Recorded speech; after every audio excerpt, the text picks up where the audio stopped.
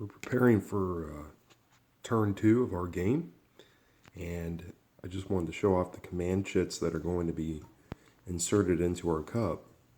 Reinforcement supply. The Russian player now gets to introduce their artillery command chit into the cup now for the rest of the game, and then arrow power. The German units for turn 2 get a choice of 3 command chits to throw in the cup. The Soviet command limit is also 3. And of course, we can see that these values can and will change with time. German command is going to be reduced to 2, while the Soviet command is going to be kept at a 3. It's going to be an uphill battle for the Germans as they progress through this game. So what we've decided on was the Garian chit. It's nice having that trump capability as the German player. And again, to remind everybody, the Garian chit activates 2nd Panzer Group, which is down here in the south. We've also decided to choose 9th Army, and we're going to throw that in the cup. And the reason for that is to keep our infantry in play up here in the north. I'm going to want to advance them this turn. And then, of course, 3rd Panzer Group. I think it makes sense to keep our strongest, most mobile divisions in play as the German player. The Russians have chosen on 13th, 16th, and 19th Army, and I'll show you where those are on the map. Here we have, I believe, 13th Army. 13th Army right there. I'll fix that later. And we have 19th Army, which is sitting right here. So they're, 16th Army, which is sitting right here. As you can see, we would get a 20th Army HQ activation if that chit were pulled. And then finally, we have 19th Army up here. So those were the 3 HQs that we've decided on for the Russian player, and we're going to throw those in the cup. So we're up to 7 chits now. No, I'm sorry, 10 chits in our cup. So this turn will involve 10 chit pulls before we're done. So that's going to take a little while. Let's see what we're going to pull for our first phase of this turn. And it is the reinforcement phase. How interesting is that? I think this is going to hurt the German player, having the reinforcement phase this early in the turn. So what we do is, again, we refer to our turn track, and the Soviet reinforcements get placed first. And according to our turn track, on turn 2, the Soviets get 4 points worth of reinforcements, plus an elite division, plus a PVO unit that gets placed in a city. And so to spend our 4 points, we go up here to our reserve box, and we see that there are a bunch of units and HQs that we can bring onto the map. Combat units are worth 1 point to bring onto the map, and HQs are worth 2. Now, this is a prime opportunity for the Soviets to really slow the Germans down, because these combat units can get placed around any HQ that's on the map. And all of these HQs, Russian HQs, are fairly far forward. So we can certainly throw up a formidable screen here to slow the Germans down. And I think that's what we're going to do. So let's bring 1 unit onto the map. 2. 3. And 4. Again, there's an HQ unit under here, so I can place that unit in that hex. Ah, wow, look at this. Look at this brown line. I don't know how we're going to manage this, but it certainly is interesting. Okay, so now we know, or we've spent our 4 points here, and now we get to draw a Soviet elite division, which we will do over here in this cup. And we've drawn a an armored T-34 unit, which is a pretty good unit. And we're going to place him right there. Again, we're sort of keeping a mobile reserve handy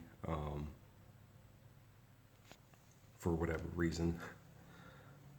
And, oh, lastly but not least, our PVO unit gets to be placed in a Russian-controlled victory point hex. And so we've already got one in Smolensk, so I can't place one there. I do believe, I don't know, do PVO units stack? Referring to my rulebook here.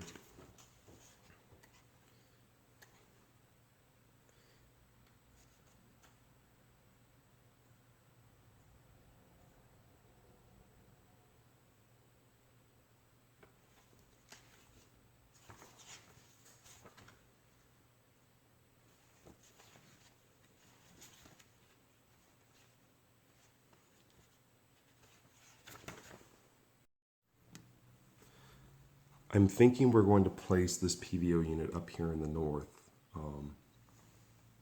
right there. Beef our northern flank up just a little bit. So that ends the Soviet reinforcement segment. And now we have to do the Germans.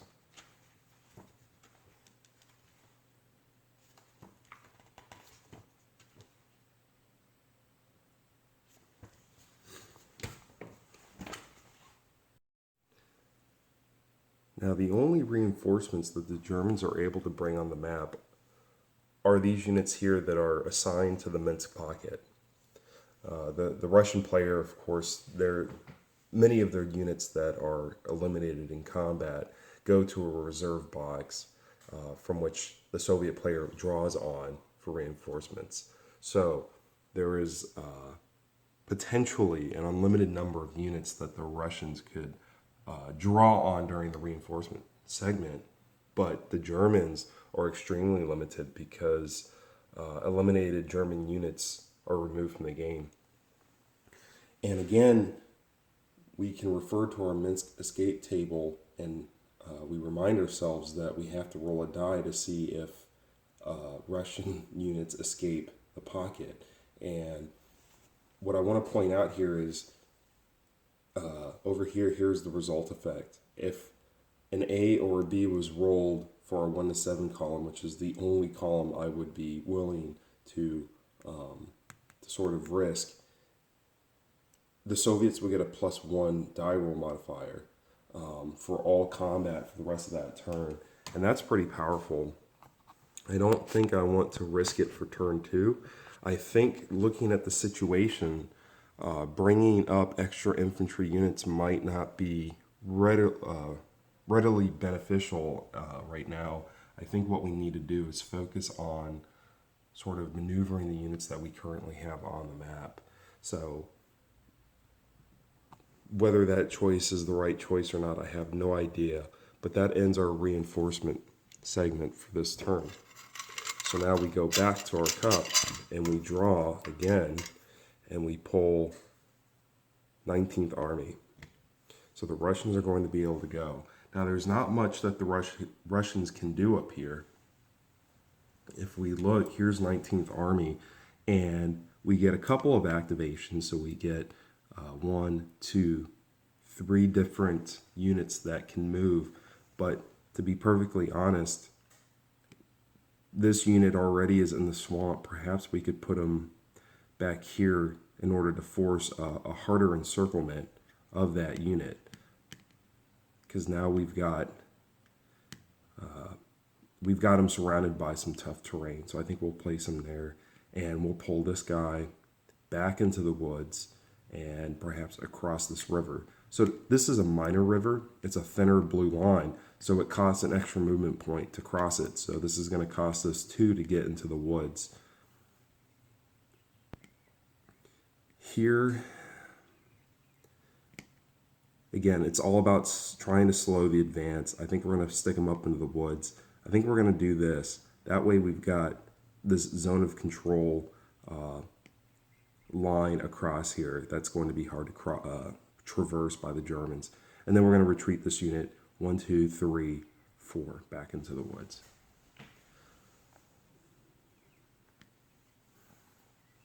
All right, and that concludes the Russian segment for 19th Army activation. We're going to set this chit off to the side. And we go to our cup again, mix it all around. And we randomly pull 3rd Panzer Group. All right, so there it is, 3rd Panzer Group. So now we're back up here in the north. And we really need to think about what we're going to do. So again, 3rd Panzer Group is going to be these purple and green shaded units. I just realized, and again, I'm trying to play as fairly as possible on both sides. 34th Infantry Corps, I had originally moved up here into the swamp, thinking that I surrounded him with better, tougher terrain. But I think I'm going to leave him where he is, because if I move him back, I realize that there's a line right through here, through the Russian lines, that is not covered by zone of control. But if I leave him in this hex right here, then I've got this zone of control barrier that's going to slow the Germans down. So in an effort to be fair, I'm going to move him back before I take 3rd Panzer Group's turn. Before we move any further into 3rd Panzer Group's activation, it was suggested that I point out the terrain effects chart for movement. We've been moving these chits around on the map, and I don't think I've really shown this too much, but here it is. This is the top of the graph. We've got clear terrain, costs 1 movement point for a non-motorized or motorized unit to move through, and it has no effect on combat. And we can move down through here, and we can see that places like swamp and woods cost different movement points depending on whether or not you're a motorized unit over here on the right or not. So a motorized unit would take 2 MPs to move through a swamp or into a swamp, and it would take 2 MPs to move through the woods. But you can see here that non-motorized units are not affected by these terrain types. Then we get to a hill, no change, town, city, no change. And again, you can kind of keep track of how these types of terrain might induce some sort of benefit for the defender if they were attacked in that particular hex. We get down here, it's across a minor river. If you're a non-motorized division, it costs you an extra MP to do it. If you're motorized, an extra 2 MPs. A major river, it costs all of your MPs to cross a major river, and so that means that you would have to begin your movement next to the river in order to cross it. Of course, we're talking about an unbridged section of a major river. Then we've got a road, offers no benefit at all unless you're going to do strategic movement, in which case I think you pay 1/3 of a movement point, but that's only for non-motorized divisions. I do believe that motorized divisions will cost you 1 full MP, even if you're on the road. Bridges negate river crossing costs, and then this is pretty much the rest of it here. So hopefully that clears up how we're moving these pieces around on this map.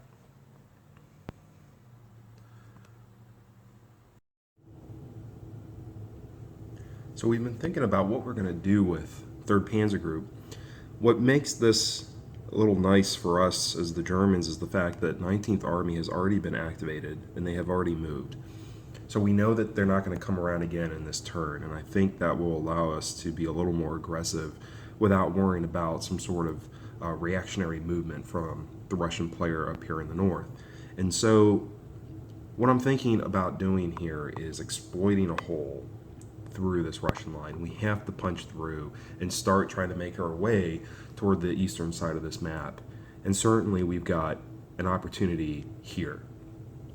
And as the Germans, I really want to, and I'm trying to position this without moving a bunch of counters around, I really want to roll up this defensive line that the Russians have put in play here, and I think I can do that by punching through this gap. Now, again, these motorized divisions can move quite far. They have 10 MPs apiece, so I can bring both of these armored cores to bear, I think, in this area on the map. So I think that's exactly what we're going to do. And so I'm going to move these guys, and we're going to be moving across we're going to be moving across a bridged river here at whatever the city is, and that will allow us not have to expend all of our movement points. We're going to go 1, 2, 3, 4, 5, 6, 7, 8, 9. I want to get this guy out of here. I want to blow a hole through this line. So we're going to move both those pieces up there like that. Let's go ahead and move these guys forward. I think that's sort of easy. 1, 2, 3, 4, 5, 6, 7, 8, 9, 10. 1, 2, 3, 4, 5, 6, 7, 8, 9. So we're going to keep moving these guys forward. And now we're starting to get a little bit behind these lines. We've got a good flanking maneuver going on here, and we're going to move 1, 2, 3, 4, 5, 6, 7, 8, 9. Just going to cram ourselves right up in here. 1, 2, 3, 4, 5, 6, 7, 8, 9, 10. So we're going to move these guys forward.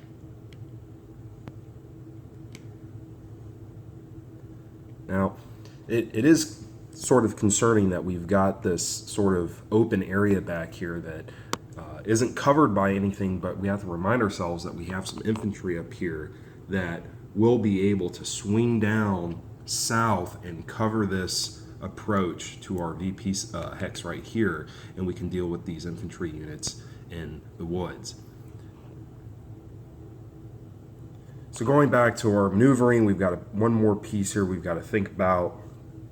I think we can possibly, again, I'm trying to make sure that I've got my armored units defensively covered because their defense values are so bad. I don't want to leave them sort of out on their own. Let's go ahead and do this. I think he's going to be okay there by himself because we're going to be able to push this guy back and do some advance after combat. So there's a situation for 3rd Panzer Group, and we're going to perform some combat here. So certainly this infantry up here in the swamp, we can get at him with 3 different units. So we've got 21 to 3, that's a 7 to 1 on our CRT. No defensive bonus for the Germans anymore since we're outside of turn 1. The defender is in a swamp hex, so that's going to push it to the left 1 column. So now we're going to be rolling on a 6 to 1, and we roll a 1, unfortunately. And on a 6 to 1, that's a DR result, so the defender retreats 1 hex, and they're going to move back here. And now we can go ahead and advance after combat. Motorized divisions can move 2. It doesn't matter the terrain that it passes through our enemy zone of control. We can advance 2 hexes, and that's exactly what we've decided to do. We're going to leave our 7th Panzer crammed in here because, again, we have to remember that the first hex we move through has to be the hex that we engaged in combat, and I don't really want to move 7th Panzer westward, so we're going to leave him where he's at. And now we're going to come down here, and we're going to hit this guy, the 69th Russian Infantry Corps, with everything we've got up here. So we've got 9 and 10, that's 19, and 6 is 25 to 2. Divided by 2, that's 12 to 1. So we're going to be rolling on the 10 plus to 1 column on our CRT, which is over here. So it's as far right as we can possibly go, and we should be able to do something good here. So we're going to roll. We roll a 3, and we get a 2 DR2. So this guy is eliminated.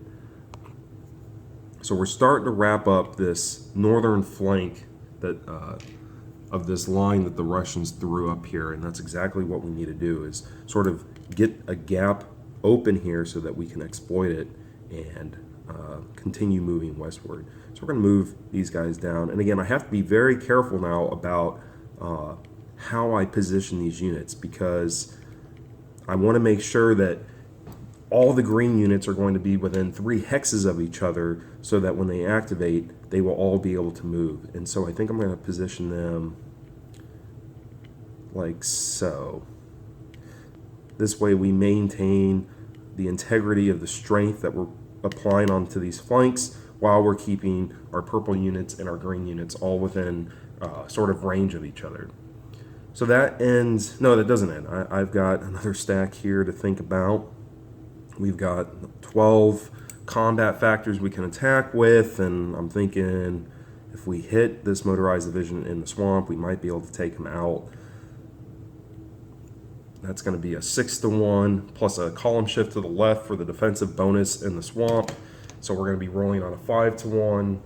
We're going to need a 5 or a 6 in order to eliminate this guy, but we're going to do it anyway. And we roll a 6. How wonderful is that? So it's a 1 DR2 result. He loses a step, but because he's already damaged, he is eliminated, and he will be placed in the Soviet reserve box. And I want to keep the pressure on, so keeping these guys wrapped up in enemy zone of control, I want to sort of cram myself in here like so. So I do believe that ends the 3rd Panzer Group activation, so we can remove this command marker, set it off to the side, and now we go back to our cup and we draw 16th Army. So the 16th Army, where is that on our map? I've already forgotten. Oh, there he is. Okay.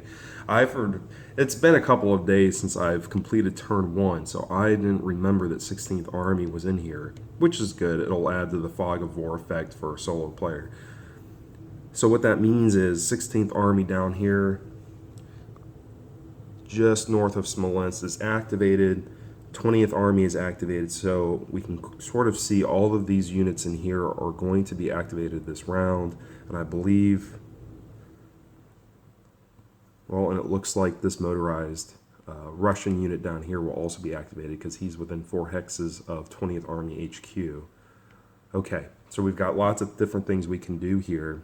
It looks like the Germans are going to get smacked, so we're going to try to hit this stack that's extended here, 12th Panzer and 14th Motorized Division, and we can do it with quite a few units. We're going to be able to bring to bear 3, 6, 9, 12 to 5, which is going to be a 2-to-1 result. That's not bad as the Russians. In fact, we can bring more in by moving our mobile reserve up here. So let's see. The goal is to hit this stack, and we want to bring everybody in that we can. So let's move our 5th Motorized Tank Corps up into the Swamp Hex, and that will be 2 to enter the Hex, plus 2 to enter Zone of Control. So that's 4. We're good there. We're going to bring our mobile reserve, our T-34s, we're going to bring these guys up in here. So that's going to be 1, 2, 3, 4. Or I'm sorry, 1, 2, 4. So we're going to bring these guys up. Oh, this is not good. 1, 2. No, this guy's not going to be able to come in. Do we want to commit? I don't want to leave myself open here because our flank is being wrapped up as it is. Get rid of this guy. 1, 2, 3. Let's move him up into the swamp. Get some zone of control action going on in here and slow the Germans up. And do I want to move this elite division up anywhere? He's in the clear, so he's not going to get any defensive bonus there. Maybe we could do that. 5. We're going to do it. I don't know if that's the right thing to do, but we're going to do it. Okay. And we want to move this motorized division. He could cross the river by expending all of his movement points. He's already in the woods. I think we're going to leave him down here below the river because we need him to hang up the 2nd Panzer Group advance. So this is what we've got. It seems like this is all we're going to be able to do. I think, no, there's not a headquarters in here. I'm going to move this headquarters unit back into the city. Headquarters units are free for stacking. You can get one into a hex for free, so that's not going to matter.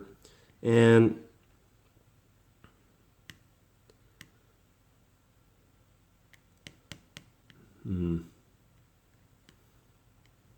maybe we'll keep all these guys down here.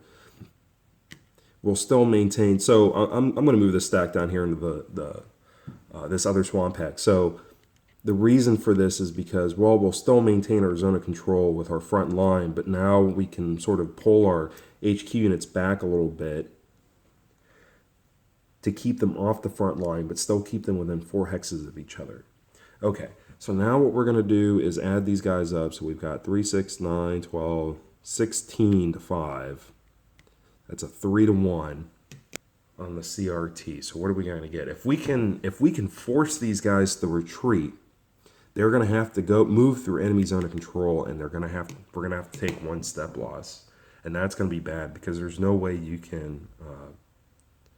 I need to go back and look up replacements, but it's not easy to get these guys fixed. And we roll a 2, so as the German player, we take a huge sigh of relief. Rolling on a 3 to 1, nothing happens, and that ends that combat.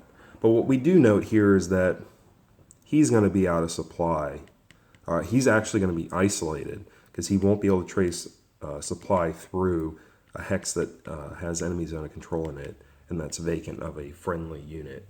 So we're not in a very good situation here. I kind of like the fact that I had forgotten that 16th Army command shit was in the cup, because again, that adds to this element of fog of war where you don't know as the German player what the Russian is placing into the cup. You don't know of all the different command shits that he's able to choose from what he's putting in there. So that's kind of nice. So even though we didn't get any sort of beneficial result here, we still have this stack surrounded, which is nice for the Russian player. So that ends this particular activation. We go back to our cup, and we're going to draw 9th Army. So again, 9th Army, this will activate a single German HQ on the map, and of course we can chain those activations. And there's only 2 places on the map that we could consider for this. It's going to be these guys down here in the south, which again aren't going anywhere, and these guys up here in the north. And certainly we want to move our infantry up here to protect our flank that we conveniently left open when we moved our 3rd Panzer Group forward. So let's think about how we want to do this. I certainly want to contest these guys here in the woods. I don't want them to be able to swing down and start taking these hexes and cutting off my supply. So 2, 3, 4. See, 1, 2, 3, 4, 5. And if we can wrap this guy up in our zone of control, which we've done here, it's going to cost him 3 movement points to break contact at the very least. 2 to leave my zone of control, plus 1 or however many to move into the hex he's trying to move into. So just by placing this guy right here has prevented the 62nd Infantry Corps from being able to do anything useful as far as movement goes. I think we'll keep moving forward like this.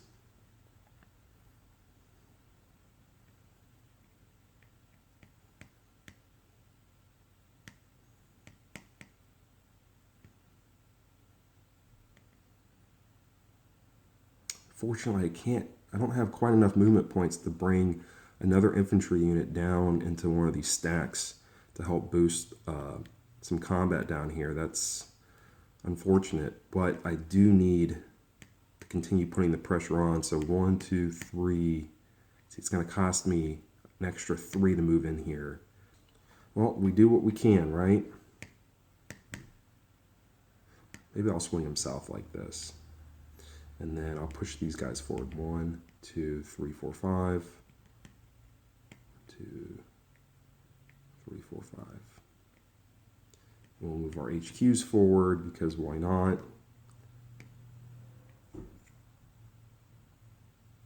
Like so.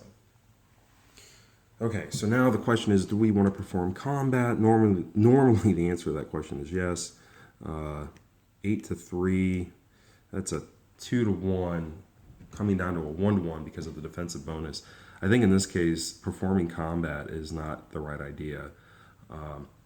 We're playing a little defensively up here, conservatively, by simply wrapping these guys up in our zone of control. I think that's going to fulfill the purpose of trying to protect our northern flank.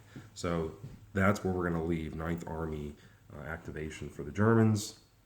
And we continue on to our next chit pull, which is going to be the Russians again. So 13th Army, which 13th Army is down here. There he is. Okay.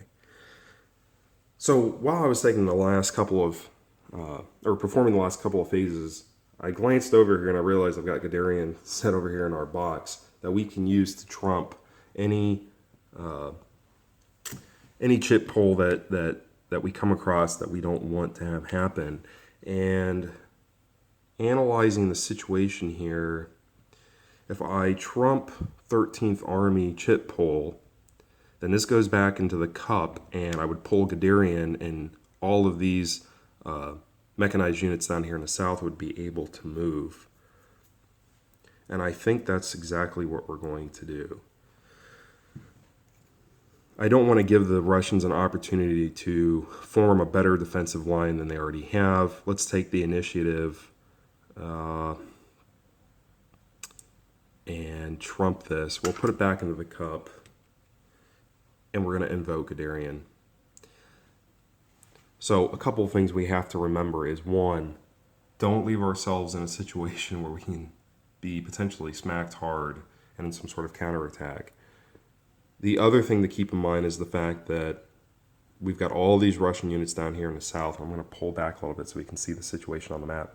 All these units down in the south, I really want to take 3rd or 2nd Panzer Group here and swing them up like this and try to encircle this large mass of units here in the middle of the map. Because if I can get these guys taken care of, look at the map. It's all clear right up the middle.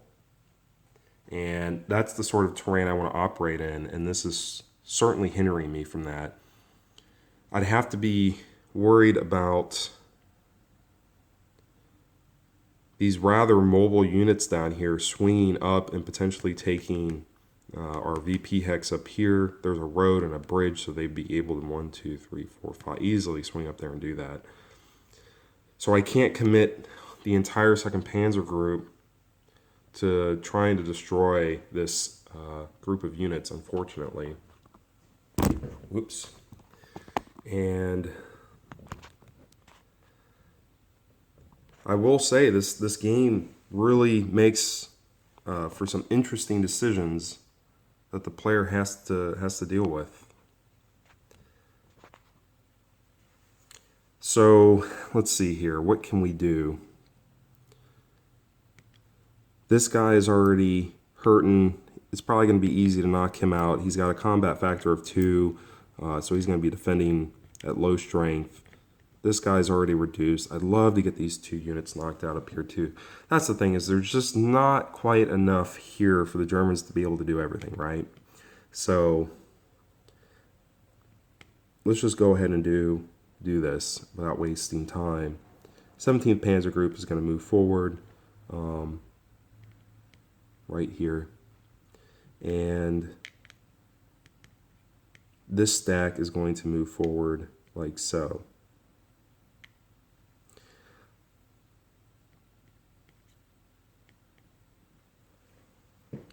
And what we're going to do is, the odds here aren't very good. 9-3, that's a 3-1, down to a 2-1 because of the woods. We're going to have to invoke our Stuka unit here and try to knock this guy out. Then our 29th Motorized Division and accompanying unit down below can attack this 20th Russian Army Corps, or 20th Infantry Corps up here. And now these blue guys, let's see, 1, 2, 4, 5, 6, 7, 8.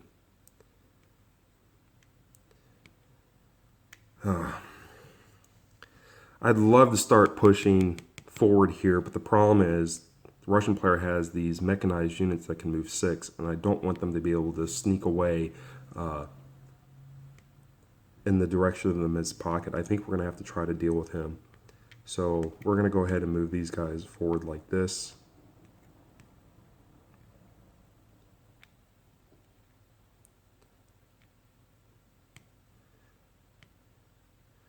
Actually, if we cram ourselves down in here like so, we can put our zone of control around this guy. So if we do invoke a retreat result, he's going to have to take a step loss. The problem is now this unit here is sort of sitting by himself. I think I'm going to reinforce that hex with 3rd Panzer, giving it a little extra defensive bonus. And then down here in the south, wow, I would love to move this stack forward right here and smack this guy, 20th Mechanized Corps. But look at this problem. He's going to be out of activation range from his buddy. The question is that okay? We're going to do it. We're going to break contact, so to speak, moving ourselves out of range, and we're just going to deal with it. I can't ever imagine playing this game and not ever being in a situation where you weren't able to keep all of your units within the range that you wanted to. And so we're going to go ahead and experience what that feels like. So there we go. Let's go ahead and move back up here and let's start combat. 17th Panzer is going to roll into the woods against the hastily formed defenses of the 1st Mechanized Reserve Division of the Russian Army. They're hurting pretty bad. Hopefully the morale is pretty shaken, and hopefully we've employed some sort of fatigue on them. We're at a 3-to-1 here. One shift to the left, that's a 2-to-1, and we're going to throw a Stuka unit in here. So now we're back up to a 4-to-1. We're going to roll, and we roll a 6. How wonderful is that? So on a 4-to-1, that's a 1 DR2, meaning the unit takes a step loss. Because he's already damaged, he is removed from the game and placed into our Russian reinforcement cup. So we've used the Stuka unit. I'll flip him to his used side. And now we can advance after combat. And I don't mind having 17th Panzer sitting by himself, because look what he's next to. He's next to a rather hurt infantry corps. So I'm going to move him 2 hexes, 1, 2, and now we've wrapped this unit up in our zone of control. That should ensure its destruction when we attack. So now the question is, how do we want to split up our combat-capable units into the most efficient and number of combats that we can perform? And I'm looking at this and I'm thinking, well, we've got a 7 and a 9 here to 2. If I bring the 7 in, that's a 3-to-1. If I bring the 9 in, that's a 4-to-1. On a 4-to-1, I can easily roll a retreat. Let me just show you here real quick. Okay. So if I attack on a 3-to-1, rolling a 1 and a 2 will result in nothing. 3, 4, 5, or 6 will eliminate that unit because it would be forced to retreat. If I decide to go with the 4-to-1 option, then there's a better chance of me eliminating that unit due to retreat. So I certainly don't necessarily have to commit both of these units to combat. And I think what I'm going to do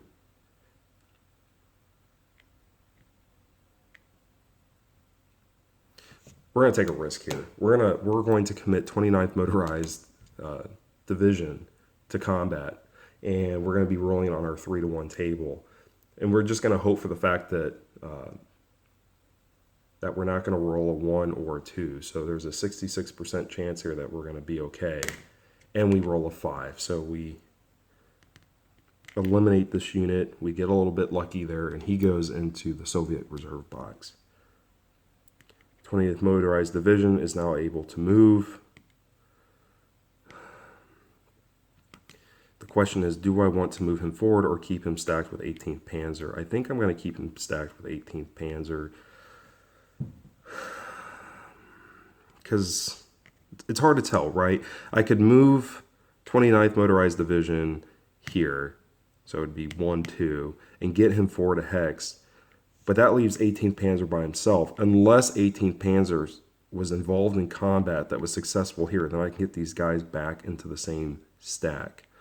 However, if I leave 29th Motorized Division here and 18th Panzer is successful in combat down in this hex, then he's going to be able, 18th Panzer will be able to advance after combat, and he'll still be by himself. Decisions. I think we're just going to try to be aggressive here. So we're going to go 1, 2, and we're going to push this guy forward. And now, how do we want to do this? What's in this hex? That is interesting.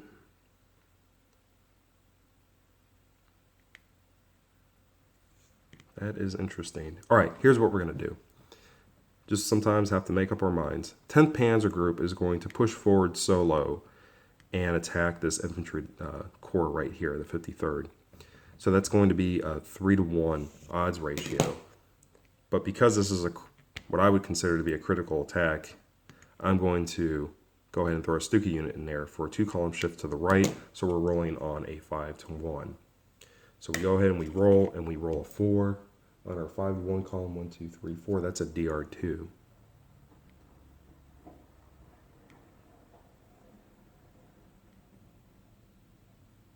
So the Russian is going to pull back, like so. We flip our Stuka unit over to the used side.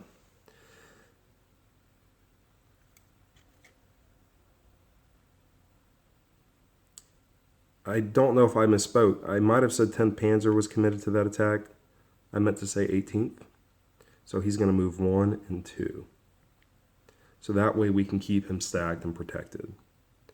Now what we're going to do is we're going to attack this hex here. And we're going to do it with 3rd Panzer. Well, let's think about this real quick. Here's what we're going to do. We're going to take the SS Reich and we're going to attack the 61st Infantry Corps. So let me stick him on top. So just the SS Reich. Headquarters units have no combat value, so we don't have to worry about that. So we're rolling on a 4-to-1 here. And we roll a 2 on a 4-to-1, and that's a DR result, unfortunately.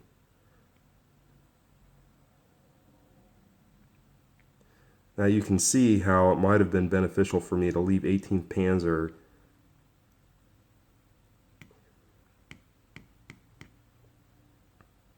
Well, since I'm solo playing this, I know I keep changing things. Rather than throw 18th Panzer up here, and this might seem like I'm cheating a little bit, but forgive me. So, 18th Panzer committed combat, and he forced the 53rd Infantry Corps to retreat 2 hexes. So what we're going to do is we're going to bring 18th Panzer down here like this. And I should have thought this through. By attacking the 61st, he is now wrapped up in zone of control on this hex right here that I'm pointing at. The reason why this is so critical is because 2 tan units cannot stack in the same hex. So if we were to incur a retreat result, there's only 1 hex he can move to, and that's right here, which is going to be an enemy zone of control now that I have gone back and sort of changed my move. In this particular case, this unit is eliminated now for having to retreat through enemy zone of control. Okay, according to the rules, if the combat units that an HQ unit is stacked with are eliminated due to whatever reason, the HQ has to be relocated, and so we invoke our relocation rules. And again, to remind everybody, we relocate the HQ, and it has to be closer to a friendly supply source by the time it's done moving. It has to move a minimum of 4 hexes from where it started. So I think sort of the easiest way to do this is just to kind of move him back toward the Smolensk area, or just move him east. So 1, 2, 3, 4. And by moving him here, we can still maintain sort of these combat units within 13th Army command range. Okay, so we've won that battle. We're going to push this guy forward. Again, keeping these guys wrapped up in our zone of control is important. And now what we're going to do is we're going to smack the 26th Mechanized Corps with everything that we have left. So 3rd Panzer is moving in, this motorized infantry division down here, and 10th Panzer. So all these guys are coordinating their efforts to knock out 26th Mechanized Corps. So that's going to be 22-3. I'm going to do this on the calculator. That's 7-1, rounded down. So we go in and we roll a result of a 6, which is a 2 DR2. This guy is gone, and he gets placed in the reserve box.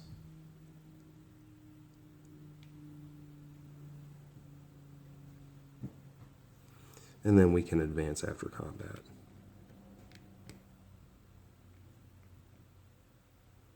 So again, I'm trying to keep my Panzer units protected here, and I think what I'm going to do is stack him here, put him there, and he's going to go 1, 2. Actually, we'll keep both these guys here. Okay. And then we've got one more combat to think about, and that's down here. We've got 10th Motorized Infantry Division plus 4th Panzer, and we're going to attack 20th Mechanized Corps here. So we've got a 15-2, which is a 7-1, and we roll a very nice 5. On a 7-1, that's a 2 DR2. This unit is eliminated. We will not advance after combat, or should we? I think we will. We will. We're going to go 1, 2. And the reason for this is because I don't want this infantry division to be able to run up here 1, 2, 3, 4 and take our city. The one thing I forgot that some of you who are really good at this game will have noticed is up here. When I attacked as the Russian player, the 14th Motorized Division and 12th Panzer Group, with all of these units, I rolled a 6-sided die. And that is incorrect. When the Soviet player goes, they roll a 10-sided die for combat.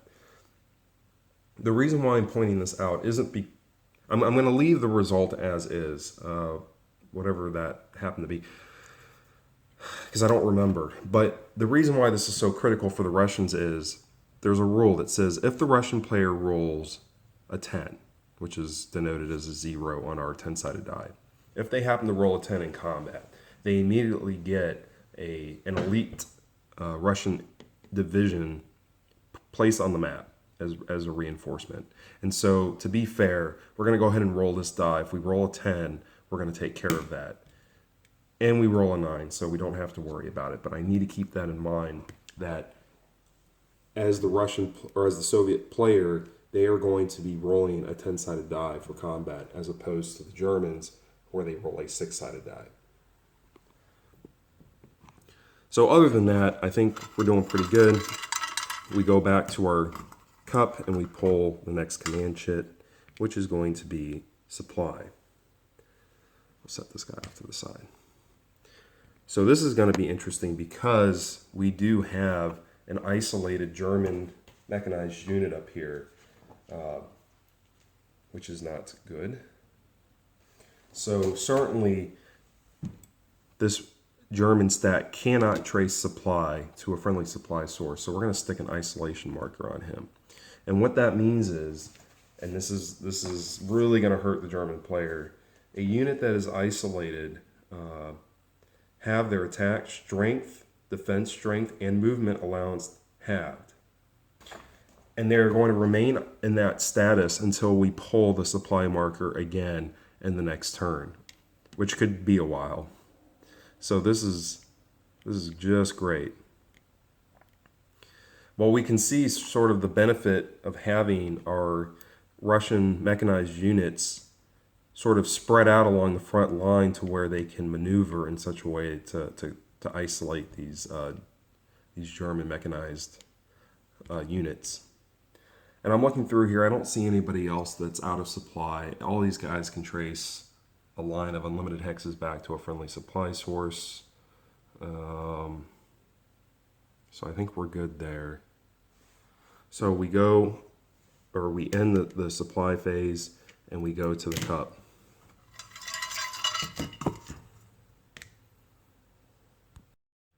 Real quick, before we move on to the next phase, I just remembered this as well.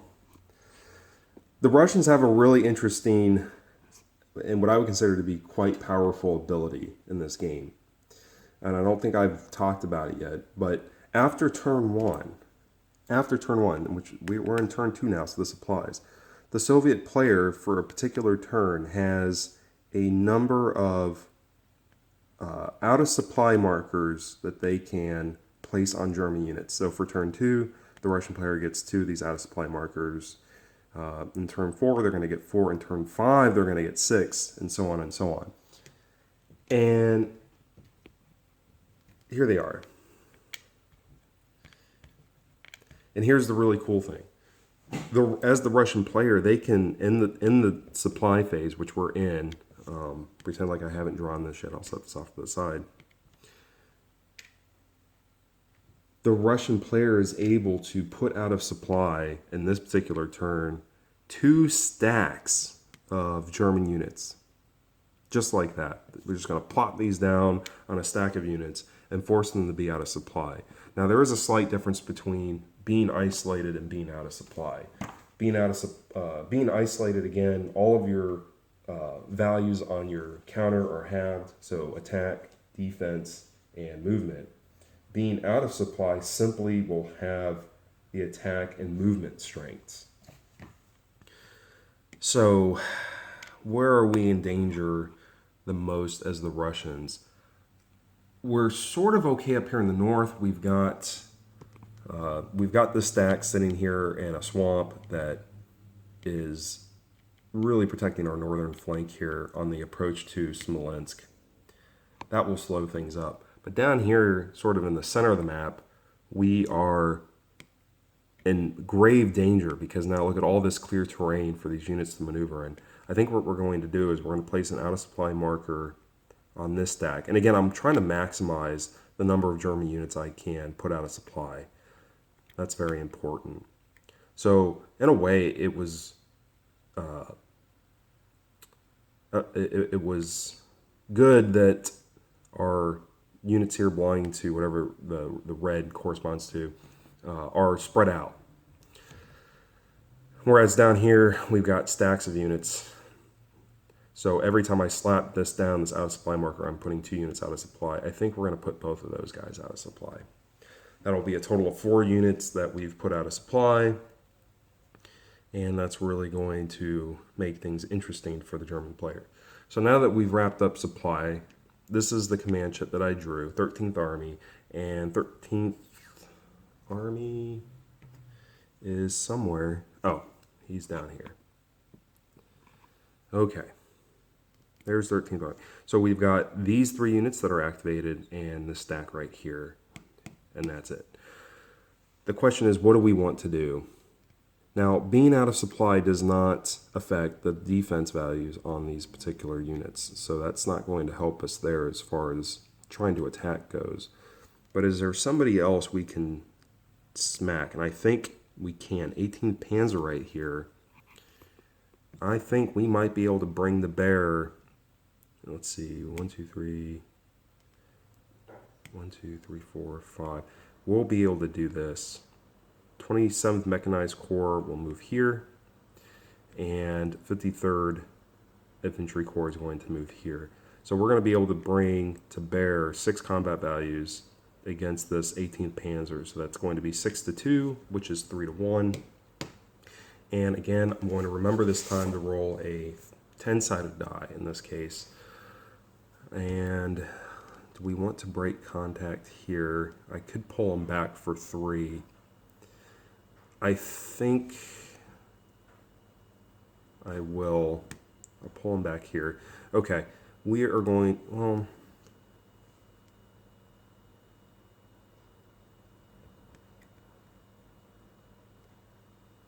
we'll leave them there. We're rolling on a 3-1. Again, we're attacking 18th Panzer Division. We're rolling our 10-sided die, and we roll a 3.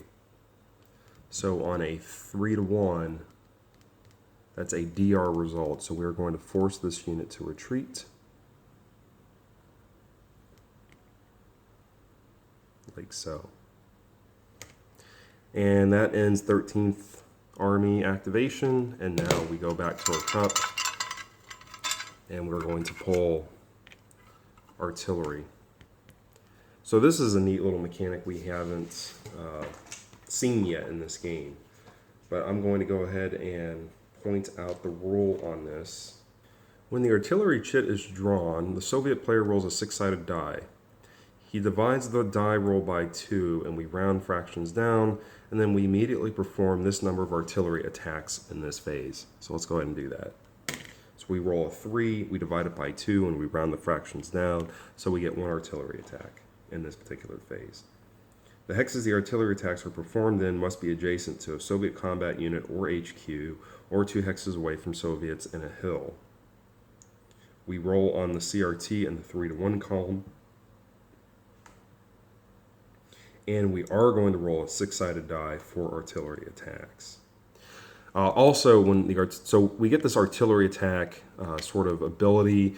The other thing to keep in mind, and we won't use it now, but in the game, if the artillery chit is drawn, the Russian player is allowed to decide to, in addition to the artillery attacks that they get, invoke their one-time rocket attack use. But I think we're going to hang on to that for now because we're going to probably need that later on for something more important.